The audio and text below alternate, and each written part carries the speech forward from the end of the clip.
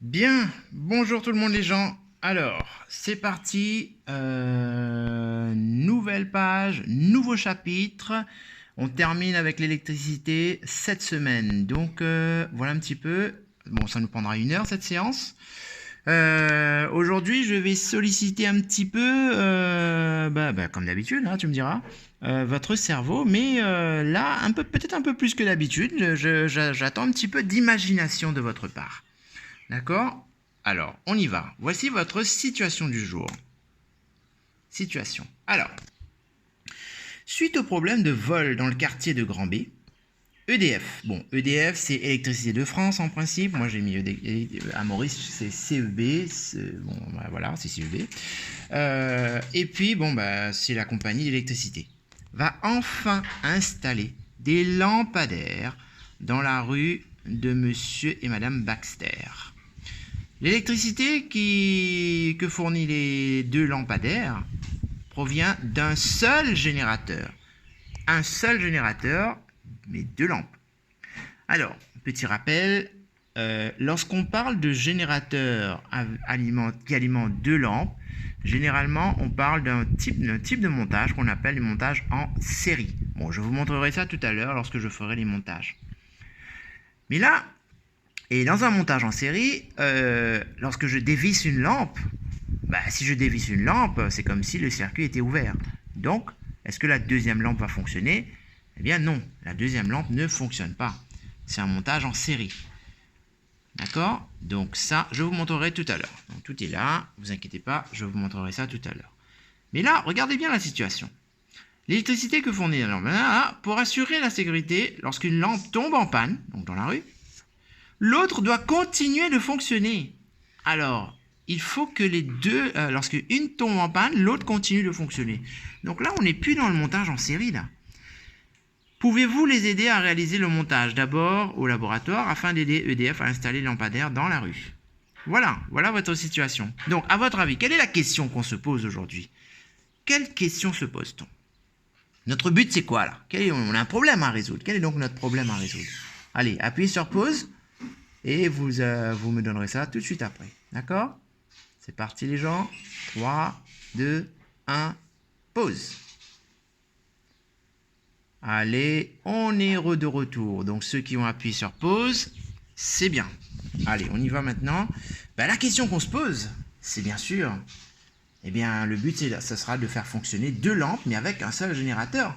Mais si une lampe tombe en panne, l'autre lampe continue de fonctionner. Ça veut dire que les 2 lampes sont comment l'une par rapport à l'autre? Sont dépendantes ou pas? Oui, effectivement, les lampes sont indépendantes. Donc, quelle est donc la question qu'on devrait se poser?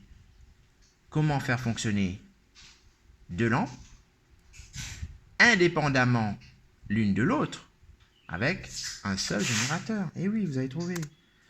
Voilà, comment faire fonctionner 2 lampes indépendamment l'une de l'autre. Vous pouvez rajouter avec un générateur si vous voulez. On aura un seul générateur. Bon, les gens, aujourd'hui, pas d'hypothèse. Pas d'hypothèse, ce que j'attends de vous est très simple. Je veux, tac, tac, tac, trouve le schéma du montage et lève la main afin que le professeur puisse vérifier. Bon, là, vous appuierez sur pause. Hein. Je veux des schémas. Appuyez sur pause maintenant. Voilà, dès que tu as son aval, réalise le montage. Vous ne pouvez pas le faire, moi je le ferai ici. Note les observations, conclusions. Des jokers sont à votre disposition. Bon, là, je viendrai pour vous aider. Bon, voilà, allez, appuyez sur pause sur la page, là. Et puis à partir de là, votre travail commence. Essayez de me faire des schémas avec un générateur en symbole normalisé. Vous savez ce que c'est maintenant. Et lampe, 2 lampes. Mais il faut que lorsque une lampe tombe en panne, la deuxième lampe continue de fonctionner. Alors regardez, je vous montre juste ici. Ouais, je vous montre juste ici là.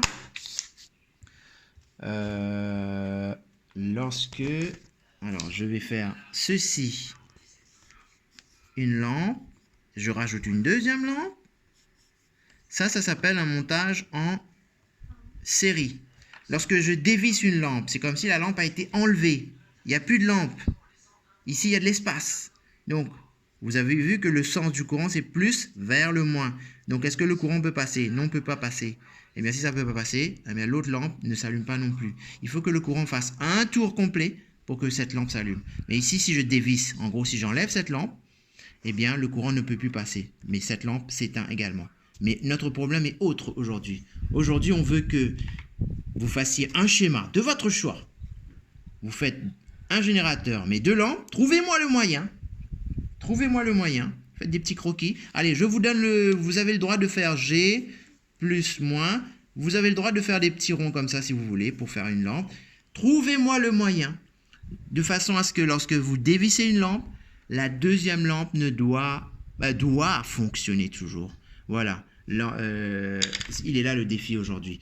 Donc voilà, je vous laisse appuyer sur pause et puis vous terminez. Voilà, donc je suppose que vous avez terminé. Ceux qui ont trouvé, regardez un petit peu ici. Voilà un petit peu le genre de choses que j'ai souvent l'habitude d'avoir en classe. Bon, les élèves, comme je vous ai proposé de faire des ronds, des élèves qui font une lampe, tac, ici, et puis ils me mettent une autre file ici. Ah bah oui, parce que si on dévisse cette lampe-là, mais cette lampe-là est indépendante, donc forcément elle va continuer de fonctionner. Donc ça, c'est un bon schéma, même si vous n'avez pas respecté les rectangles, mais ça, c'est OK. Ceux qui ont fait comme ceci, une première lampe, et après ils ont refait là, et bien ça, c'est OK aussi, parce que si je dévisse cette lampe-là, ça n'affecte pas cette lampe, le courant continue d'alimenter là. Et si je dévisse cette lampe-là, donc le courant, au lieu d'aller là, va faire hop, directement en dessous, et ça alimente la deuxième lampe. Et vous avez également ceci, ceux qui ont trouvé un générateur là, ils ont fait tac, rectangle en haut, rectangle en dessous, et bien c'est la même chose. Ça fonctionne. D'accord? Donc voilà, et bien sûr le sens du courant, hop, ça part comme ça, et ça part comme ça. Le sens du courant, du plus vers le moins, toujours. Donc voilà, en principe, vous aurez dû avoir l'un des 3 schémas qu'il y a là. À vous de vérifier si vous avez bien travaillé. D'accord? Donc je suppose que c'est bon. Allez, je vous montre le montage maintenant. Et puis on a terminé pour ce cours-là. Ça va aller. Regardez ici maintenant. Donc le générateur, je vais faire le premier. Alors attendez, je vous montre, il y a encore un autre. Ça, je vous ai montré, le générateur lampe-lampe. Et il y a des élèves, très rares élèves m'auraient trouvé. En fait, c'est la même chose que ça, là.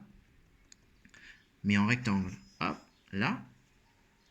Et là. Et ici, le fil, vous voyez, où est-ce que ça va rentrer? Eh bien, ça rentre ici, dans ce qu'on appelle un nœud. Donc, un nœud, on appelle ça. Bon, je vais vous montrer ce que c'est qu'un nœud. Alors, donc, on récapitule, les gens. Donc, regardez ici, votre générateur est là. Tac, tac, ça s'allume. On met notre fil, toujours positif à rouge, négatif à noir. D'accord? J'essaie de voir. Ok, ça marche, ça fonctionne. Ma première lampe est là.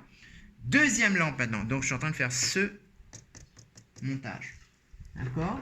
Voilà. Pour ce montage, il me faut... Bon, ben, je vais visser une pile. Bon, alors, le problème, c'est que ce ne sont pas les mêmes lampes. Hein. Je viens de travailler avec les troisièmes, là. Donc, ça ne va pas briller de la même façon. Mais on ne va pas s'en inquiéter aujourd'hui. On pose notre deuxième lampe. On place, vous avez vu? Alors, attention, hein, vous avez intérêt à bien savoir faire ce genre de choses l'année prochaine en quatrième. Hein. Ne me dites pas que vous n'étiez pas là. Je ne sais pas, je ne sais plus, je ne sais pas. Hein. Bon, allez, positif là.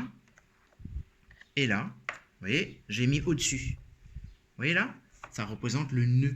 C'est ça le nœud. On appelle ça un nœud. Une au-dessus de l'autre, comme ceci, au-dessus. Voilà. Ensuite, alors, il me manque encore un fil. Le dernier fil, je le mets au-dessus, là. Hop. Tac. Et tac, tac, badaboum. Voilà. Et on allume. Et bon, la lampe est un petit peu bancale ici. Hop. Attendez. Tac. Voilà. C'est bon. Voici vos 2 lampes. Mais encore une fois, ne vous inquiétez pas de l'intensité. Hein, on s'en fiche. Donc voilà les 2 lampes. Mais on va vérifier maintenant. Si on dévisse cette lampe, est-ce que l'autre va continuer de briller? Je dévisse. Hop.